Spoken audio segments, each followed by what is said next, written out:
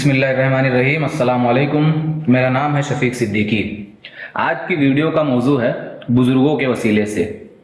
ہم اکثر محبت میں یا عقیدت میں کسی بہت ہی پیچیدہ منطق کے تحت ایسی باتیں کہے جاتے ہیں جو ہمیں سیدھا اس باؤنڈری پر لا کر کھڑا کر دیتی ہے جہاں خطرہ ہی خطرہ ہے۔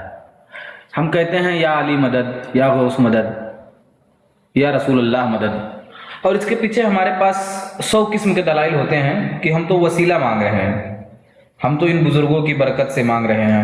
لیکن ایک لمحے کے لیے ان ساری بحث سے، ان ساری دلیلوں سے باہر نکل آئے، اپنا سب کچھ سائیڈ پر رکھ دیں۔ یہ معاملہ آپ کے ایمان کا ہے، اور ایمان کوئی ایسی چیز نہیں ہے جس پر جوا کھیلا جائے۔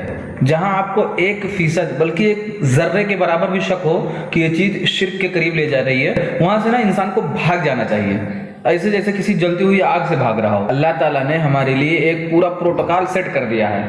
ہم ہر نماز میں درجنوں بار سورہ فاتحہ پڑھتے ہیں اور یہ اقرار کرتے ہیں ایاک نعبد و ایاک نستعین، یعنی ہم تیری ہی عبادت کرتے ہیں اور صرف تجھ سے ہی مانگتے ہیں۔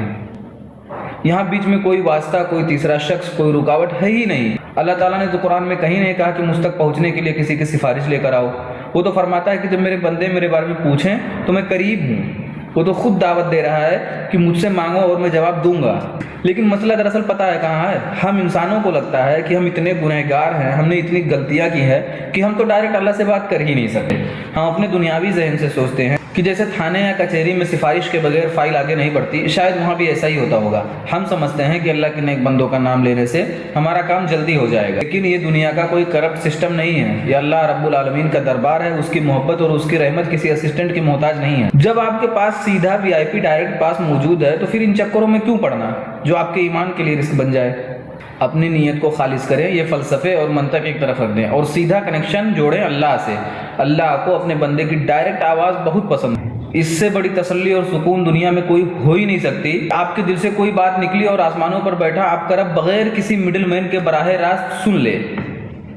ایک بار سوچئے گا ضرور۔ میری باتیں سننے کا شکریہ۔ السلام علیکم۔